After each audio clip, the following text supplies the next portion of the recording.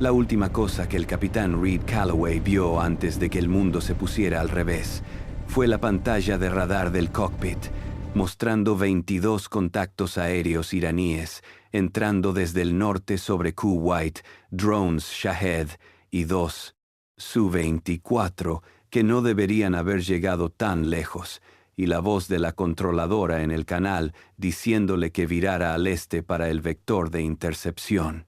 Lo que no vio, porque nadie lo vio a tiempo, fue el sistema Patriot de defensa aérea kuwaití en Ali al-Salem, readquiriendo su firma de radar como amenaza iraní en el segundo en que viró. La confusión tenía lógica técnica.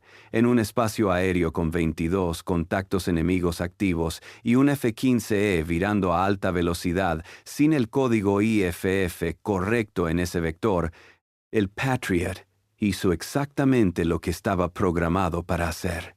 El misil PAC-3 llegó al motor izquierdo a Mach 3. Calloway. Al radio, Mayday, Mayday, Mayday. Ghost One, fuego amigo, motor izquierdo. Vázquez, desde el asiento trasero, ya con las manos en los eyectores. Eyectando, eyecta. La secuencia de eyección de un F-15 tarda 0.6 segundos desde la manija hasta que el asiento sale del avión. En esos 0.6 segundos, el cerebro de Reed Calloway procesó 4 cosas en orden: el calor del incendio en el motor, la altitud 4.000 pies, suficiente, la posición sobre el terreno Kuwait, no Irán, esto podría ser peor, y la cara de su hija. Luego el asiento salió, y el mundo fue viento y oscuridad, y el ruido del paracaídas abriéndose sobre el Golfo. El desierto kuwaití en marzo no es el desierto que la gente imagina. No es arena fina y dunas suaves.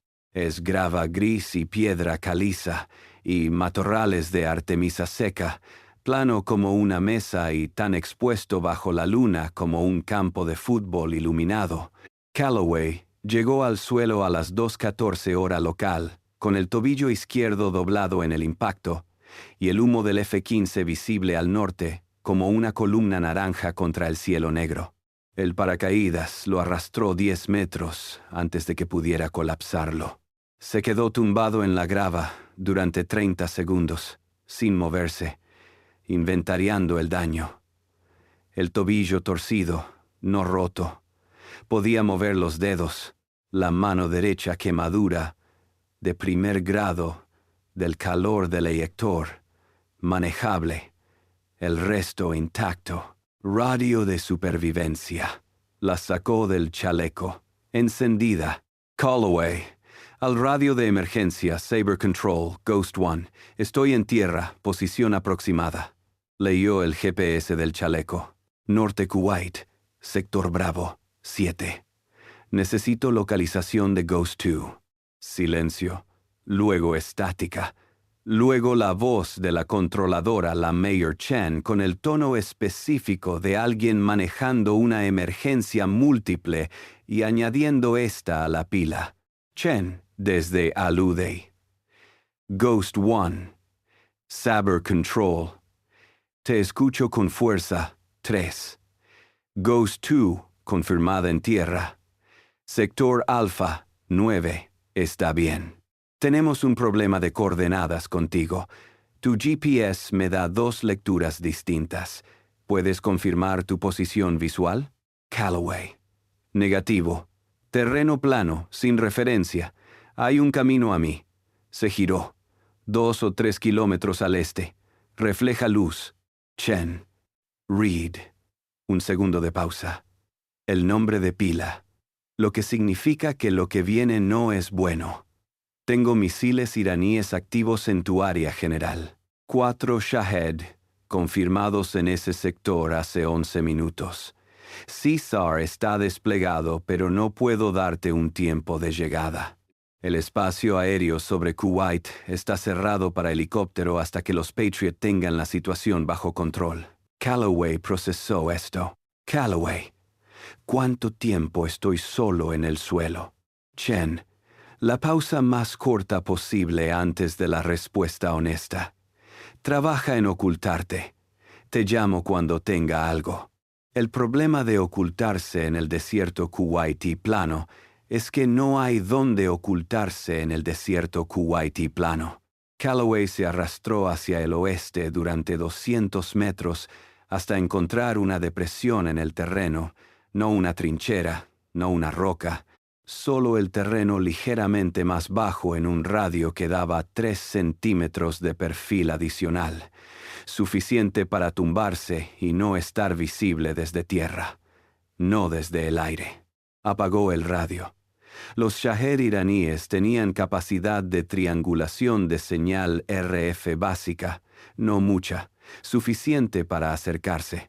Inventarió el equipo del chaleco de supervivencia con las manos en la oscuridad, porque encender una luz era lo segundo más estúpido que podía hacer. Pistola M9, 2 cargadores, bengalas, botiquín de primeros auxilios, agua para 48 horas, la radio, el GPS, la manta de emergencia plateada que usaría solo si la alternativa era hipotermia, porque brillaba como una señal de socorro desde el espacio. La temperatura, 16 grados Celsius. No era el calor del Golfo, era marzo, manejable. El tobillo se estaba hinchando dentro de la bota. Mejor que siguiera dentro de la bota. El humo del F-15 al norte, todavía visible, más bajo. En 15 minutos sería oscuridad. Llevaba 7 minutos en el suelo cuando oyó el motor diésel. El camión cisterna de combustible de Fahed al-Mutairi estaba en el camino de servicio que cruzaba el sector Bravo. 7 porque Fahed llevaba 11 años haciendo la misma ruta de aprovisionamiento nocturno entre Ali al-Salem y el depósito de combustible de campaña al norte.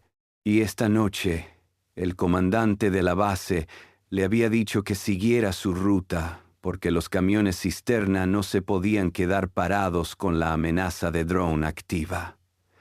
Una cisterna llena inmóvil era un objetivo. Una cisterna en movimiento era más difícil. Fahed no había discutido.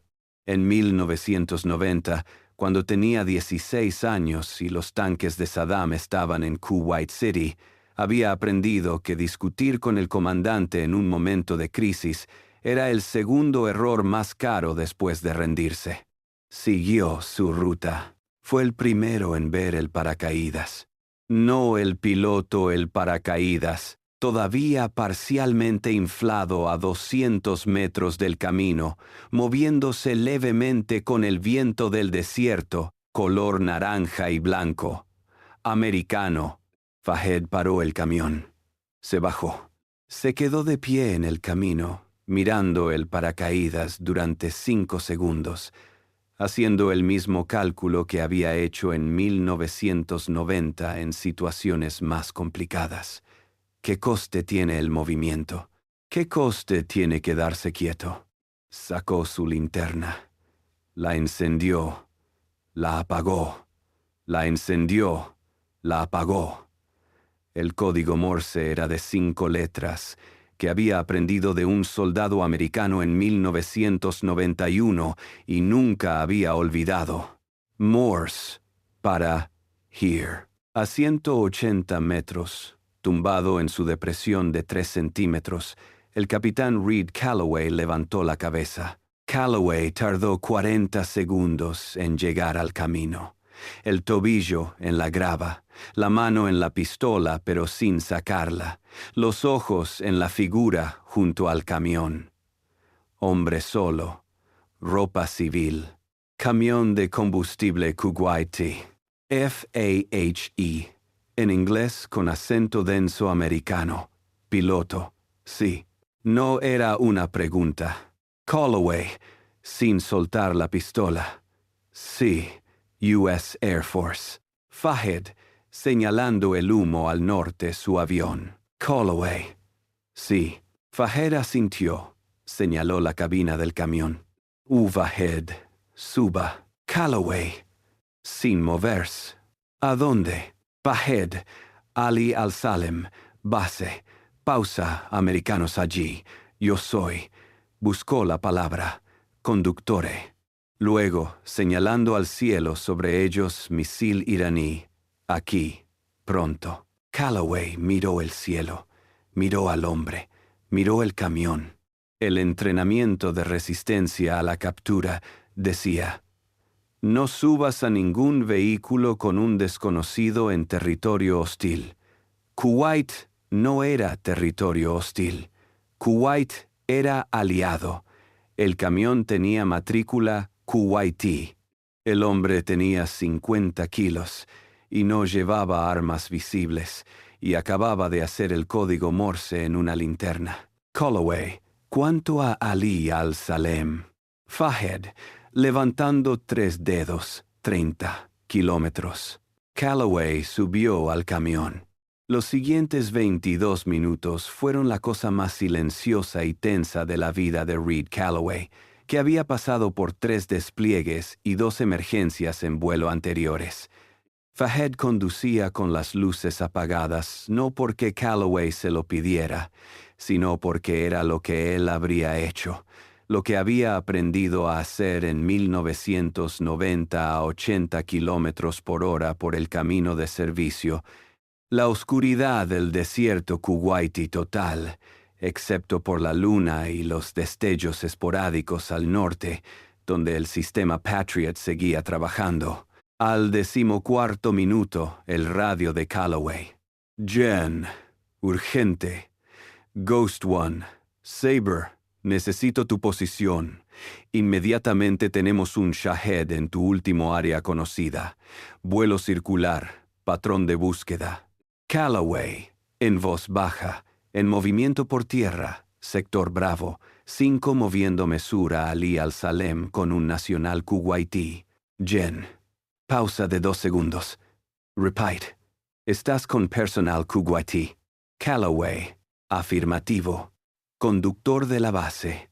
Me recogió en el camino. Otra pausa. Chen. Reed. Necesito que ese kuwaití. Eligió las palabras. Necesito confirmación de que es personal de la base. Calloway miró a Fahed. Fahed miraba la carretera. Calloway, a Fahed. Oye, tu nombre. Para la radio, Bahed, sin desviar los ojos de la carretera. Bahed, al-Mutairi, sargento, Ali, al-Salem. Número de identificación, 4, 2, 1, 7, 7. Lo dijo de corrido, sin vacilar, con el número de identidad militar de memoria después de 11 años. Calloway. Al radio, Saber, tienes eso. Chen. 30 segundos de silencio mientras verificaba. Confirmado. Fahed al-Mutairi, personal logístico Ali al-Salem. Algo que podría haber sido alivio en la voz profesional. Continúen el vector sur. CSARN. Su dirección. ETA. 18 minutos. Calloway apoyó la cabeza en el respaldo del asiento del camión. Su tobillo pulsaba, su mano derecha ardía. El desierto pasaba por la ventana oscuro y plano, y lleno de cosas que podían matarte. Calloway. A Fahed. En voz baja. Gracias. Fahed no dijo nada durante 10 segundos. Luego, Fahed. En 90. Mi padre. Buscó la palabra en inglés. Escondió soldados americanos. En su casa. 7 meses. Calloway. Mirándolo. En el 90, durante la ocupación iraquí. Fahed. Sí. Una pausa murió antes de la liberación.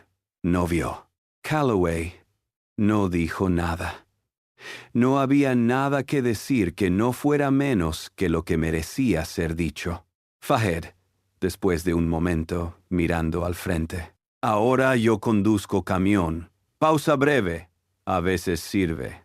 El helicóptero de rescate, un HH-60G Pave Hawk del 38th Rescue Squadron, los encontró en el camino a 4 kilómetros de Ali al-Salem cuando el camión cisterna de Fahed encendió las luces por primera vez en toda la ruta. 3 destellos largos, 2 cortos. El mismo patrón que Fahed había visto hacer a un soldado americano en 1991 para señalar una posición segura. El código. Nunca lo había olvidado. El Caesar aterrizó en el camino. El paramédico del escuadrón llegó al lado del camión con la camilla antes de que las aspas terminaran de girar.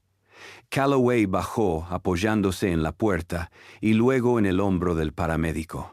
Antes de que lo subieran al helicóptero, se giró. Fahed al-Mutairi seguía junto a su camión cisterna, las manos en los bolsillos, mirando al piloto que acababa de llevar 30 kilómetros por el desierto kuwaití, a oscuras con los misiles iraníes en el espacio aéreo. Calloway no tenía nada que darle. El chaleco de supervivencia ya estaba en manos del paramédico. No tenía palabras en árabe, y las que tenía en inglés eran insuficientes. Levantó la mano derecha a la quemada en el gesto que no necesita traducción. Fahed al-Mutairi asintió una vez. Luego subió a su camión cisterna, encendió el motor y continuó su ruta de aprovisionamiento.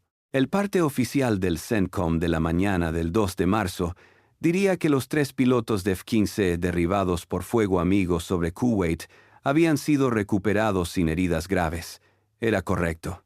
Lo que no diría, porque los partes oficiales no contienen esta clase de información, era que uno de ellos había pasado 22 minutos en el desierto kuwaití, a oscuras en un camión cisterna con un hombre de 44 años que había aprendido el código Morse de un soldado americano en 1991 y lo había guardado durante 35 años, por si algún día servía de algo.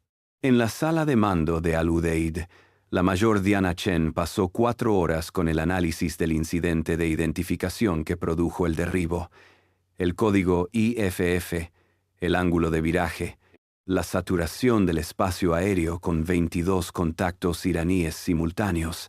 Encontró el fallo técnico a la 3ª hora. Era un fallo de procedimiento.